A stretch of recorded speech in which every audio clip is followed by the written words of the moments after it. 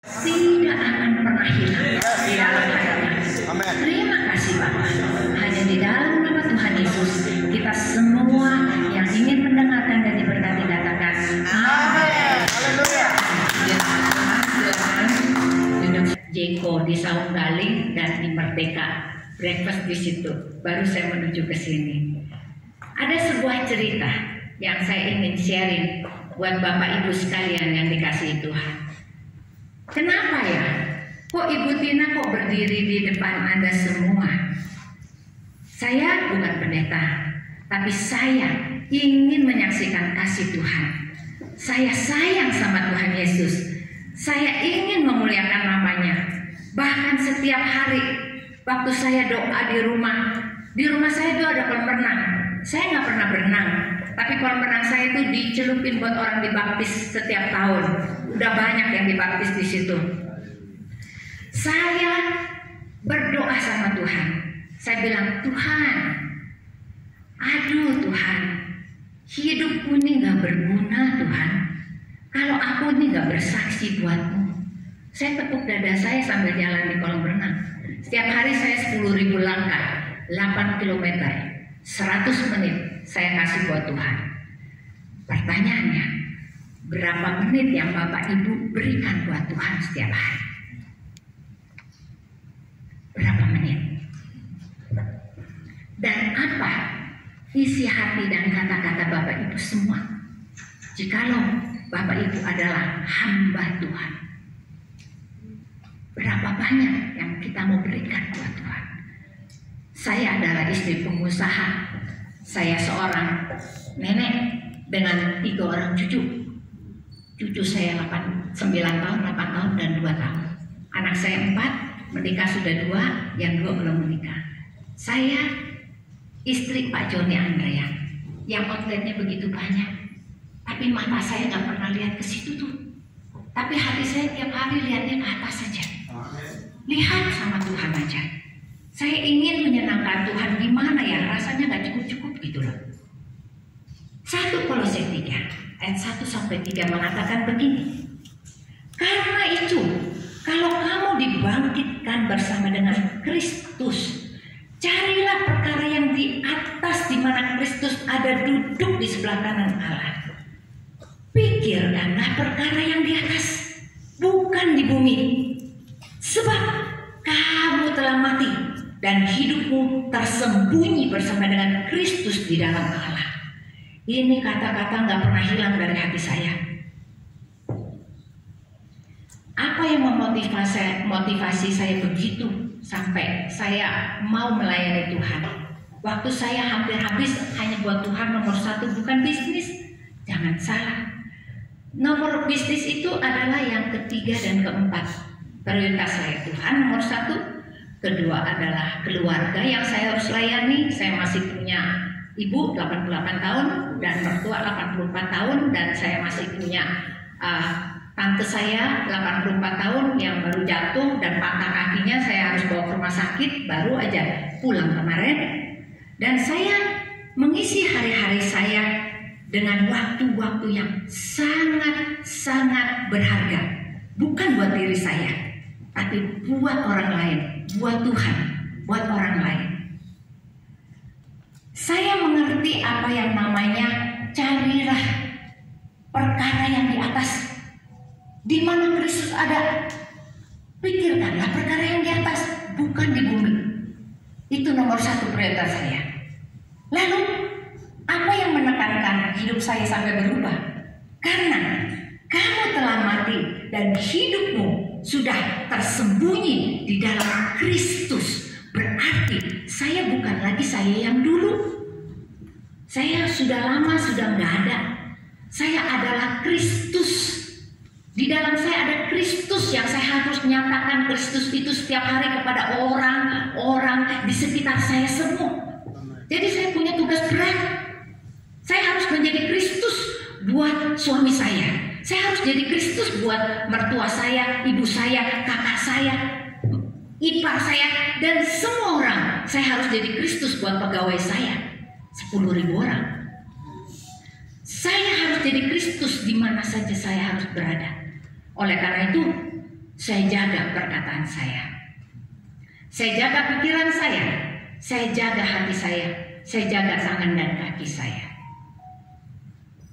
Saya mempunyai satu cerita tentang seseorang yang mencari harta karun, dan dia sudah punya map dan kompasnya. Orang ini sedang pergi untuk mencari harta karun yang besar dan tidak ternilai harganya. Dia pergi, lalu dia melihat harus lewatin lembah, harus lewatin padang gurun, dan harus naik ke bukit, turun lagi. Sehingga satu kali dia dikasih satu titik, ini dia tempatnya nih, ini dia tempat harta karunnya. Kemudian orang ini mulai menggali sampai dia ketemu tuh bunyi gitu ya, dan mulai kelihatan seperti pintu, dan dibukalah, dan ternyata dalamnya terowongan. Masuklah dia ke dalam terowongan. Begitu dia masuk ke dalam terowongan, dia sudah berpikir pasti harta karunnya sudah kelihatan. Tapi dia terheran-heran karena harta karun itu tidak kelihatan, tetapi yang kelihatan adalah lorong di kiri, di kanan, semua. Lalu kemudian kompas itu menunjukkan sebuah arah, bukan di lorong, tapi di ujung sana. Kompas itu menunjukkan ke sana. Dia sudah dapat map dan ke sana. Dia berjalan. Sampai berjalan di sana ada pintu, tapi pintunya kecil banget. Dia nggak bisa masuk. Dia harus mundur lagi. Lalu dia mulai berpikir, saya bagaimana ya cara masuk ke pintu itu? Pintunya terlalu kecil, saya terlalu besar. Lalu kompas itu mengatakan begini, engkau harus menutup lorong-lorong di kiri dan kanan itu, supaya kamu bisa jadi kecil. Ternyata waktu dia lihat lorong itu adanya, isinya adalah hobi-hobinya, ada harta di situ, ada semua, mungkin ada yang kesukaan dia di kiri dan kanan, yang dia sukai. Dia harus tutup satu-satu. Pada saat dia mau tutup satu-satu, kiri dan kanan, berarti dia harus melepaskan diri dari cinta uang. Dia harus melepaskan diri dari hobinya. Mungkin dia suka akan keterikatan akan media sosialnya, dia harus tutup. Lalu kemudian dia juga kesukaannya yang ada di dalam itu, hobi yang membuat waktu dia berdoa nggak ada lagi karena hobinya udah makan waktu. Habis untuk hobinya, dia harus tutup. Ditutup kiri dan ditutup kanan. Maka tubuhnya semakin kecil. Semakin kecil dan semakin kecil. Pada saat dia lorong terakhir, dia mau tutup. Itu berat banget karena itu yang dia paling suka. Kesukaan kita. Ditutuplah itu. Adalah penyerahan diri total. Dia tutup. Dia harus total berserah. Baru dia kecil sama seperti kompas itu kecil. Baru dia bisa masuk ke dalam pintu itu. Demikianlah Tuhan Yesus. Tuhan Yesus minta kita semakin hari semakin kecil. Bukan kita yang besar. Kalau kita besar, kita nggak akan bisa masuk ke pintu itu. Karena kita terlalu sombong. Kita terlalu hebat. Tetapi Tuhan bilang, enggak. Kamu harus jadi kecil sama seperti aku kecil. Pada saat kita sama kecilnya, baru kita bisa masuk ke pintu itu. Lalu, saya sering dapat penglihatan. Saya dikasih lihat sama Tuhan tentang kitab kehidupan. Percayakah kita bahwa setiap kita punya kitab kehidupan? Di dalam mimpi saya terbang ke atas. Nah, pada saat saya terbang ke atas, saya membawa lentera besar di pangkuan saya. Dan saya sedang mengelilingi Indonesia. Saya terbang di atas pulau-pulau. Pulau Jawa, Kalimantan, Sumatera, Sulawesi. Saya terbang. Dan pada saat saya terbang, saya tetap memuji Tuhan. Itu saya melihat ada sebuah kubah kaca naik melindungi Indonesia. Kubah kaca.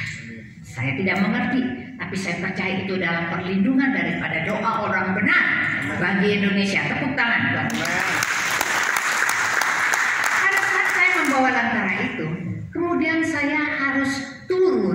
bawah, dan saya harus masuk ke sebuah ruangan yang kecil sekali, dan saya tahu di situ ada Tuhan Yesus. Dan ruangan itu di depan saya seperti meja. Di meja itu ada kitab besar. Kitab besar. Dan di tengah itu Tuhan Yesus. Di sebelah kanan saya sedang bersimpu di kakinya Tuhan Yesus. Di sebelah kiri saya ini ada malaikat yang berkata-kata kepada saya. Dan yang sedang ada di meja itu ada seorang malaikat lagi sedang melihat buku itu.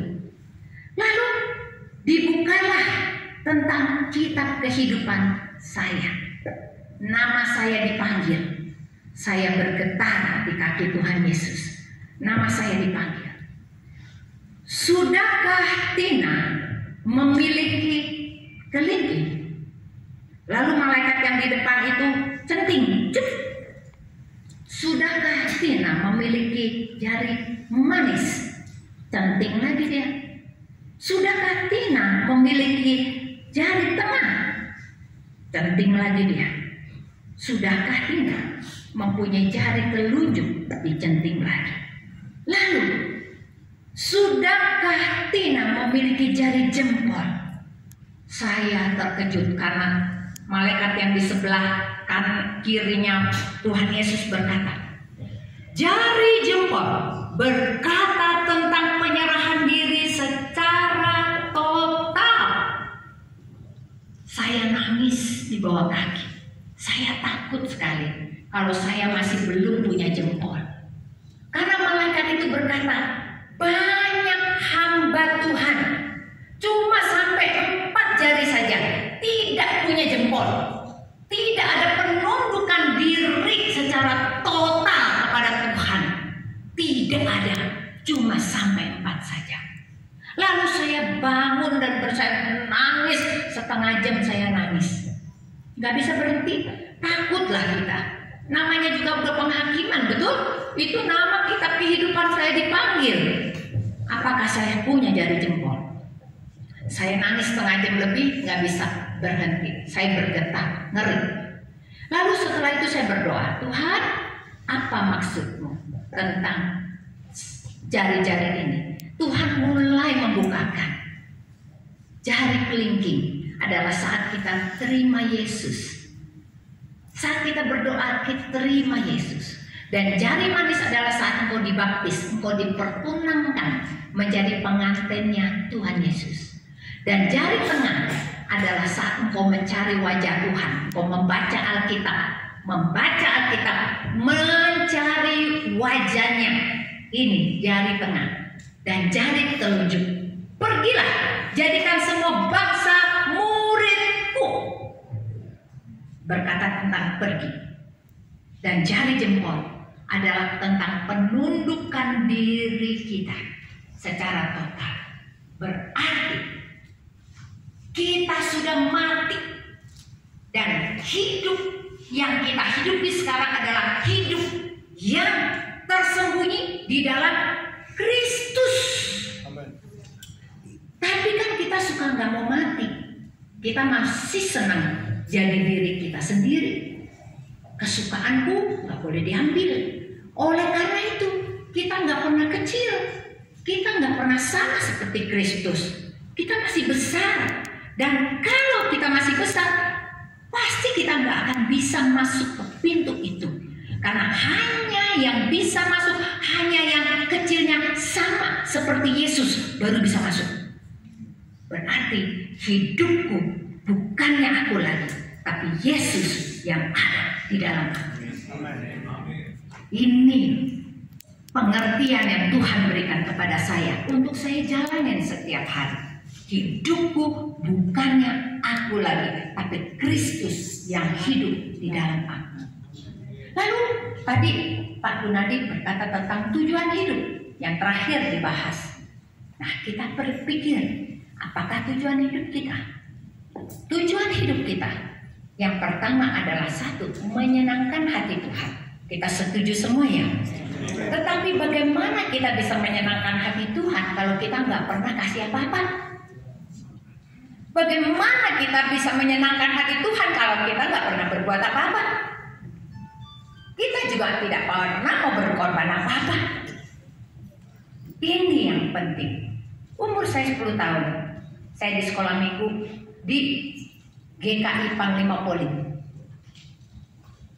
Gereja Kristen Indonesia yang paling lama dulu ya. Jadi saya pergi umur 10 karena itu kelas, kalau hari biasa itu jadi kelas SD-nya saya. Jadi sekolah di situ, sekolah minggu di situ. Papa mama saya semua masih Kongfucu, nggak ada yang ke gereja. Cuma saya doang sendiri. Saya minta izin dan dikasih. 10 tahun saya diantar sama supir. Setelah itu umur saya 15 tahun saya minta dibaptis. Mama papa saya nggak datang. Saya minta baptis sendiri, saya dibaptis di gereja. Umur saya 16, saya pikir saya nggak cukup dibaptis. Saya mulai bilang, aduh udah deh, aku mau jadi guru sekolah minggu aja. Daftarlah saya jadi guru sekolah minggu. Saya ngajar guru sekolah minggu 5 tahun lamanya. Pada saat saya mengajar, umur saya waktu itu 16 tahun. Saya di rumah ada 4 mobil, tapi saya tidak mau pakai mobil keluarga saya. Saya naik bemo di depan karena rumah saya itu jalan RS Papamati. Keluar aja udah ada bemo, jadi saya naik bemo. Pergi pulang naik kendaraan umum. Saya merasa sangat malu kalau saya memakai fasilitas keluarga untuk pelayanan saya. Saya tidak mau. Saya ingin memberi sesuatu buat Tuhan. Lalu di dalam perjalanan saya ngajar, saya selalu bicara waktu di bemo, bersusah-susah dahulu, bersenang-senang kemudian. Saya memberi waktu saya yang terbaik. Setiap Jumat persiapan guru sekolah minggu. Kalau hari Minggu ngajar, jam 6 saya udah jalan, jam 7 ngajar. Lalu nanti siangnya saya akan kebaktian gereja ibadah raya seperti biasa, dan sorenya pemuda. Saya mengisi waktu-waktu saya seperti itu. Dan saya ingat sekali, waktu itu ada KKR, umur saya 17 tahun. Saya belum mengerti apa itu Roh Kudus, saya juga belum pernah dengar. Tetapi saya pergi ke KKR itu. Di kantong saya ada uang jajan 1 minggu. Saya tiap minggu itu saya dapat uang jajan ya. Jadi itu waktu itu Senin sampai Sabtu masih sekolah di Tarakanita, Pulau Raya. Waktu saat kantong persembahan diedarkan, itu uang jajan 1 minggu masuk semua. Saya masukin. Padahal saya nggak ngerti. Besoknya saya cuma bawa air putih. Nggak ada yang ngajarin saya tentang puasa. Nggak ada. Saya minum air putih seminggu lamanya selama sekolah itu. Saya tahan lapar sampai jam 1 siang. Saya pulang jam 12 waktu itu, sampai rumah jam 1 baru makan. Karena saya ingin memberi sesuatu buat Tuhan. Hati saya dari dulu ingin memberi sesuatu buat Tuhan. Waktu itu saya nggak ngerti Roh Kudus apa. 1981, umur saya 21 tahun, 2 minggu sebelum Paskah. Tante saya itu tukang kerasukan setan. Dia itu tulang muda bilangnya, sembayangnya Kuan Im Kuan Kong dan lain-lain. Sehingga banyak yang datang sama dia minta nomor buntut. Nomor buntut. Karena dia anggap dewa kan. Nomor buntutnya apa gitu kan. Nanti dia sebut, saya nggak tahu deh itu benar atau enggak ya. Tapi itu banyak yang datang minta nomor buntut sama dia. Nah, tante saya ini satu hari dia kena 3 hari matanya nggak bisa dibuka, dia matanya buta. Jadi gini, nggak bisa dibuka. Satu-satunya orang yang bisa diminta tolong cuma saya, dari ibu saya yang belum kenal Tuhan. Jadi dia telepon saya, Tina pulang cepat, ini doain kuku kamu, matanya udah 3 hari nggak bisa dibuka. Saya orang yang paling polos, saya pulang ke rumah, lalu saya besuk kuku saya karena rumahnya itu belakang persis petak-petakan, jadi ada vide juga. Jadi saya lewat gang 1 itu saya udah ke rumahnya. Saya duduk di sebelahnya. Saya bilang, Tuhan Yesus, Engkau sayang sama semua orang, Engkau juga sayang sama kuku saya. Oleh karena itu sembuhkanlah dia. Di dalam nama Yesus sembuhkanlah dia. Aku berdoa dalam nama Yesus. Tiba-tiba saya merasakan ada kuasa yang masuk ke badan saya. Tiba-tiba saya tumpang tangan ke kepala dia dan saya katakan, di dalam nama Yesus keluar, kau iblis keluar. Pingsan tante saya, nggak bangun-bangun. Tapi sejak itu saya itu khotbah tiap hari 2 minggu lamanya.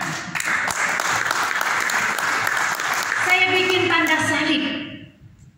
Saya bangun jam 2 malam disuruh baca Alkitab. Saya nggak ngerti Alkitab. Bawa bolpen, bawa penggaris. Roh Kudus tuh ngarisin, ajarin saya tiap malam. Dan itu bukan hanya 2 minggu, bertahun-tahun. Bertahun-tahun. Tuhan. Dan sedang ngomong sama saya. Seperti audible gitu. Dia ngomong. Tiap malam jam 2 saya dibangunin untuk baca Alkitab. Nah, waktu saat saya harus bikin KKR di rumah saya, kak saya kita langsung bersaudara, rame lah rumah saya. Semua pada nangis di lantai. Bertobatlah, akhir zaman sudah dekat. Bertobatlah, bertobatlah, akhir zaman sudah dekat. Yesus segera datang, Yesus segera datang.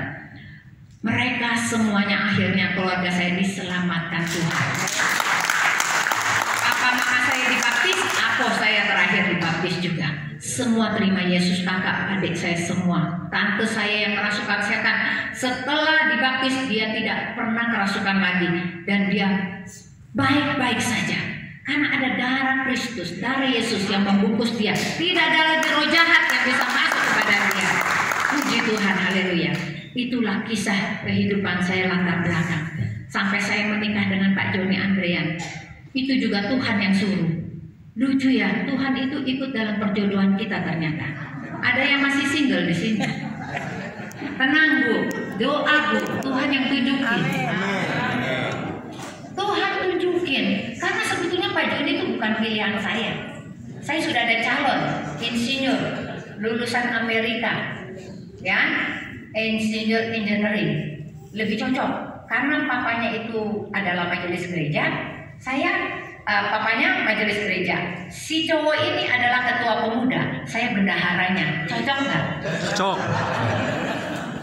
Cocok ya. Dijemput Bu, dijemput, dibukain pintu gitu ya. Tapi Tuhan bilang no, bukan dia. Kau harus pilih Pak Joni Andrean. Dan Pak Joni Andrean bukan orang kaya. Saya kebingungan. Kenapa pilih yang model begini di Pademangan 3 Gang 14 nomor 27? Jangan pergi ke sana karena rumahnya udah dijual. Ya, di sini ada ciciknya Pak Joni Andrean, ini Bu Lucy. Dia pendoa dan dia banyak membawahi kubu doa. Saya mengucap syukur sama Tuhan karena Tuhan ikut campur dalam perjodohan saya.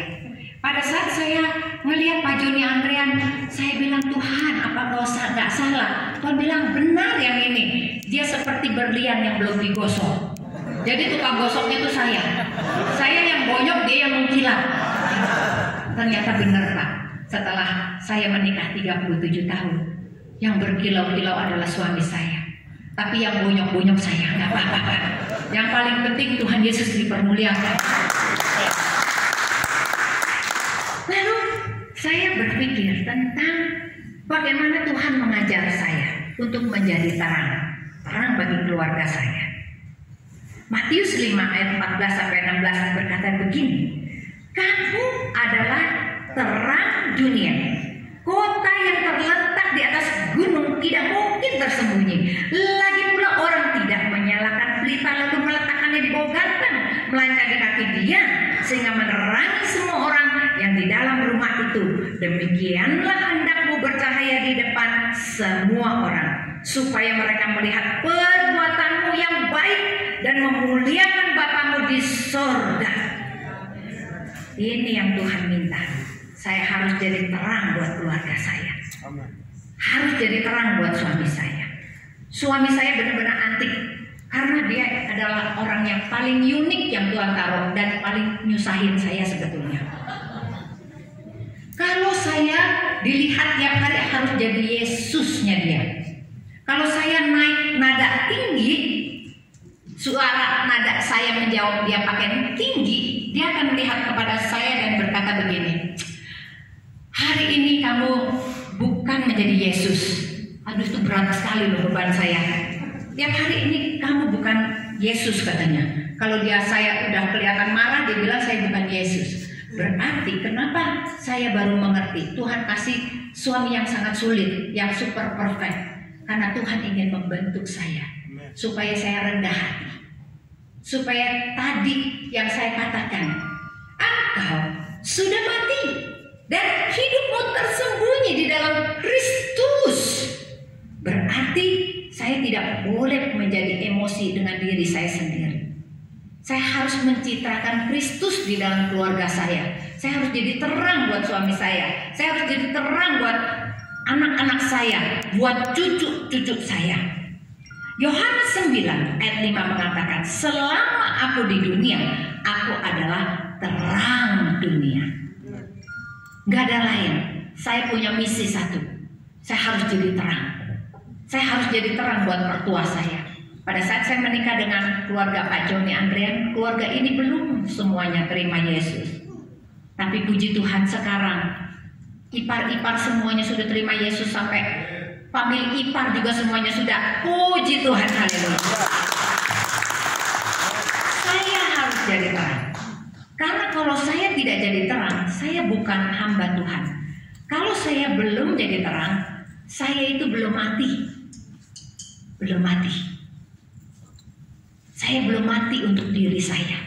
Saya harus matikan kehendak saya sendiri. Saya harus matikan ego saya sendiri. Saya harus matikan kesenangan saya sendiri, supaya orang lain yang senang, jangan saya yang senang. Supaya melalui kesenangan mereka, Tuhan Yesus disenangkan. Itu tujuan hidup saya. Suatu hari Tuhan memberikan saya mimpi lagi. Berarti kita semua harus dihakimi, bukan? Kitab kehidupan kita dicatat. Kalau kita belum takluk kepada Tuhan dengan fully surrender, penyerahan diri secara total, berarti engkau sudah mati. Penyerahan diri secara total adalah berarti engkau sudah mati. Dan engkau hidup, tapi sekarang bukan engkau yang hidup, tapi Kristus yang hidup di dalammu. Wahyu 20 ayat 11 sampai 15 mengatakan begini. Lalu aku melihat suatu tahta putih yang besar, dan Dia yang duduk di atasnya, dan di hadapannya lenyaplah bumi dan langit, dan tidak ditemukan lagi tempatnya. Dan aku melihat orang-orang mati, besar dan kecil, berdiri di depan tahta itu. Lalu dibuka semua kitab, dan dibuka juga kitab lain, yaitu kitab kehidupan, menurut perbuatan mereka, berdasarkan apa yang tertulis di dalam kitab itu. Hati-hati. Hati-hati. Saya ingat banget ayat ini. Setiap perbuatan saya dicatat. Dicatat. Oleh karena itu setiap hari ini adalah kompas hidup saya. Dicatat dalam kitab kehidupan. Semua kitab dan kitab kehidupan. Berarti betapa seramnya hidup kita. Jangan main-main. Kalau engkau dipanggil menjadi hamba Tuhan, menjadi pendeta, engkau punya tugas yang sangat berat. Karena apa yang kau sampaikan itu harus menghidupi jemaat. Kalau sampai ada jemaat yang masuk neraka, berarti darahnya ditanggungkan kepada kita. Karena kau belum menyampaikan yang benar, sehingga mereka jadi sesat. Mereka tuh nggak ngerti. Kita, darah mereka ditanggungkan kepada kita.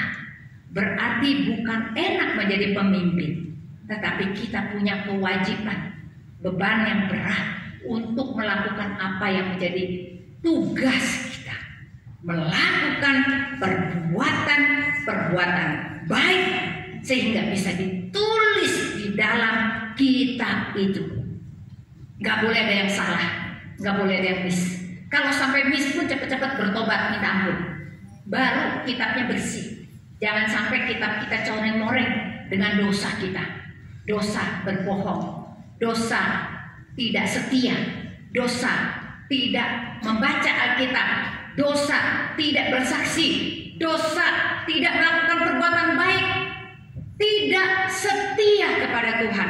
Wah, itu serem sekali. Hati-hati. Maka laut menyerahkan orang-orang yang mati di dalamnya, dan maut dan kerajaan maut menyerahkan orang-orang mati yang ada di dalamnya, dan mereka dihakimi masing-masing menurut perbuatannya. Lalu maut dan kerajaan maut dilemparkan ke dalam lautan api. Itulah kematian yang kedua, lautan api. Dan setiap orang yang tidak ditemukan namanya tertulis dalam kitab kehidupan, ia akan dilemparkan ke dalam lautan api itu. Saya punya penglihatan. Dalam penglihatan saya sedang berenang-renang di sebuah sungai. Sungainya tidak terlalu dalam, tapi batunya putih, batu kualamnya cantik sekali. Saya lagi berenang-renang di situ. Lalu tiba-tiba trompet sangkakala Allah dibunyikan. Bunyi trompetnya seperti tadi, petuet gitu bunyi. Lalu herannya, saya selalu melihat malaikat saya. Saya punya satu malaikat di dalam mimpi saya itu, siap berdiri ada di tepi sungai itu. Dia bilang, cepat bangun, sudah tiba saatnya, ayo bangun. Dan dia sudah ada baju putih di tangannya dia, baju putih di tangan dia. Lalu dia menunjukkan ke tempat shower, suruh saya bilas. Lalu setelah bilas saya dipakaikan baju ini. Lalu saya mau masuk tempat di mana kita harus pergi, di suatu tempat karena trompet itu sudah dibunyikan. Lalu saya lihat, satu tempat itu kayak ngantrian Disneyland gitu loh, panjang kayak ular naganya, kayak orang ngantri tiket. Lalu saya duduk di situ, saya berdiri di situ ngantri. Tiba-tiba saya dipanggil sama malaikat saya tadi, sini di sebelah sana. Antrian kamu bukan di sini, yang ramai orang itu. Antrian kamu di sebelah sana. Pada saat saya pergi ke sebelah, di situ nggak ada orang, sepi. Ternyata itu antrian fast track. Saya disuruh diantrinya di tempat fast track. Lalu saya tinggal menunjukkan kepada orang yang menjaga tiket itu tangan saya aja. Saya memberikan tangan saya ini. Lalu dia berkata begini, namamu sudah tercatat. Sekarang engkau masuk ke dalam dan engkau akan dibawa pergi. Tepuk tangan buat Tuhan.